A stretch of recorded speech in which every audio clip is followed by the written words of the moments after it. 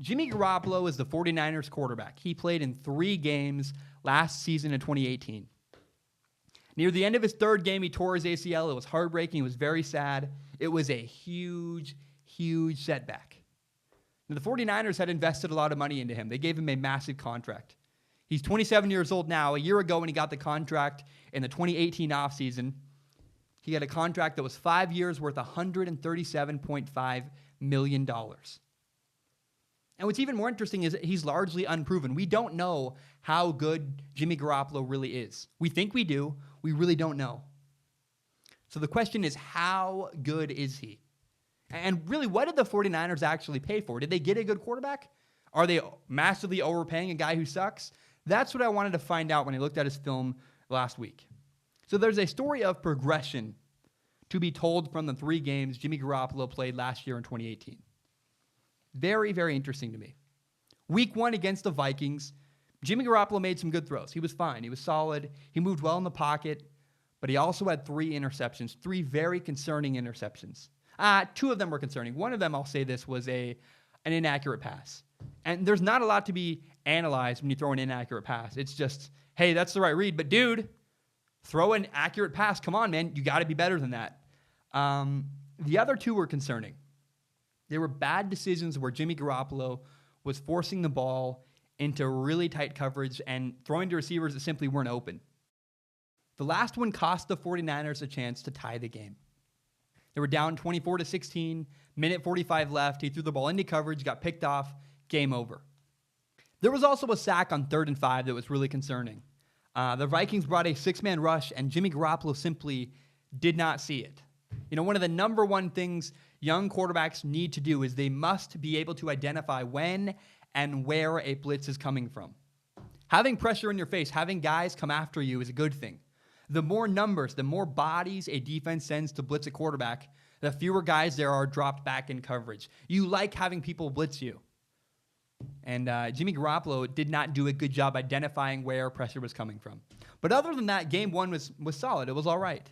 You know, some people seem to have a concern that he's not using his legs when he throws a deep ball. I don't see it. I think I look at these plays and see, the ball is going to the right location. It's really accurate, and that's what matters to me. I don't care whether he's using his legs or not. The question is, can he throw a ball deep with accuracy? And yeah, he can. So I wouldn't nitpick that. But the big takeaway from week 1 against the Vikings was Jimmy Garoppolo was forcing the ball into coverage. Now, in week 2, the 49ers played the Detroit Lions, and there was a new problem. Jimmy Garoppolo was holding onto the ball way too long. 1,000, 2,000, 3,000, 4,000, 5,000, and Jimmy Garoppolo got sacked. You can't have it. It cannot happen. He was not playing well. He went from a week before throwing the ball into coverage to now he's not getting rid of the football. He had back-to-back sacks in the red zone. You can't have that. They look almost identical. If you're watching on YouTube, I might even play them simultaneously. And some of these problems were receivers were not doing a good job getting away from press man coverage. But some of it was simply Jimmy Garoppolo chose the wrong matchups. He was not throwing to the right side of the field. I mean, more and more, you got to manipulate linebackers, move them where you want. And Jimmy Garoppolo did not look in command, and he did not look prepared when the side of the field he chose wasn't open. But all in all, look, he had a good game. He made some good throws.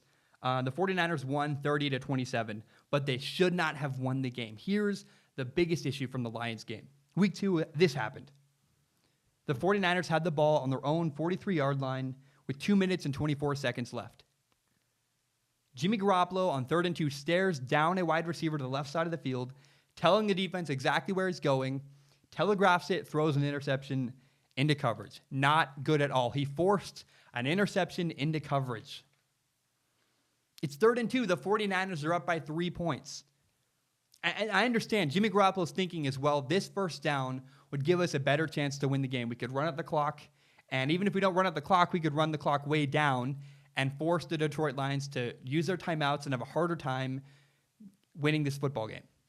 Now, luckily, there was holding on the defense on the other side of the field. The interception was called back. Eventually, the 49ers did win the game. It all worked out. And look, I'll even credit Jimmy Garoppolo. He ran down that interception, tackled the guy, saved a touchdown. But the Lions should have had the ball 1st and goal from the 4-yard line with 2 minutes left. This all happened because Jimmy Garoppolo wasn't patient. He wasn't patient. He forced it on a third down, threw the ball into coverage where a guy wasn't open. And that leads us to week 3. The 49ers versus the Kansas City Chiefs.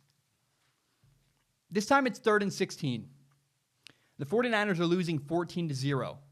And this is a time where we see growth from Jimmy Garoppolo. The Chiefs back way off into coverage. Jimmy Garoppolo is patient. He does the right thing. He checks the ball down. He takes what the defense gives him. And on 3rd and 16, the 49ers gain 15 yards. This sets up a 4th and 1. The 49ers go for it. They get the first down.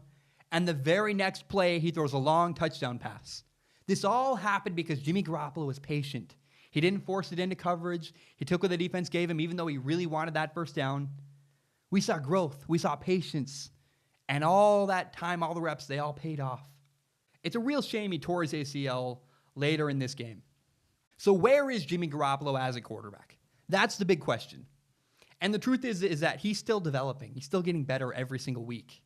He's only played in a handful of games as a starter. And he did make some good throws last year. He moved really well in the pocket before he got hurt. And he did some good things. But the reality is, if the 49ers want to make a deep playoff push, he's got to get much, much better. It's really sad he got hurt last year. He missed out on a lot of valuable time that could have helped him develop and become a better quarterback. Now, the good news is this. All of the mistakes he's making are entirely fixable. They're all coachable. We even already saw a lot of improvement from game 1 to 2 to 3 last year. He did get better at taking what the defense gives him and not forcing it into coverage. So I truly believe by the end of next season, we're going to see a different quarterback week 17 than we saw on film last year, than we even see at the beginning of next year. From week 1 to week 17 throughout the course of next season, I think he's going to dramatically improve. So there's hope. Jimmy Garoppolo does a lot of good stuff. There's a lot of hope, and there's a lot of reason to believe Jimmy Garoppolo is the future quarterback of the 49ers. I wouldn't bail on him yet, and I think there's, again, the word is hope. Jimmy Garoppolo can improve and can become the kind of quarterback that can lead the 49ers deep into the playoffs. My name is Zach Schaumler. This is my podcast, Strong Opinion Sports. It is my favorite thing in the entire world. And I want to ask for your help. I want this show to grow. I want more people to watch and more people to listen to this podcast. My dream is to do this show as my full-time job. I want to own it myself. I want to do it on the internet and have complete control. I don't want to do it for CBS or ESPN. I don't want to work for a big network. I want to own it myself. And if you believe in that dream, please do me a huge favor. Help me grow by telling your friends about this podcast. Share it on Facebook, share a link on Twitter, maybe you screenshot it, put it on Instagram. I don't have a marketing strategy beyond this. This is all I have. A lot of people, one of the most common comments I get on YouTube is, you have great content. We love your stuff. You deserve more viewers. What you should do is you should buy ad spaces on Facebook or Twitter or promote yourself and buy revenue, buy ads. I have no money. I am a broke college kid. I can't buy ad spaces. I don't have money to pay for books. And so my plan, this is my marketing plan, this is my strategy. All I plan to do is put every ounce of effort I have into making the very best podcast I can. I believe if I make a great product that people believe in, that people like, then they will share it with their friends. And so if you agree with that, if you believe in the show, if you like what I do, please do me a huge favor.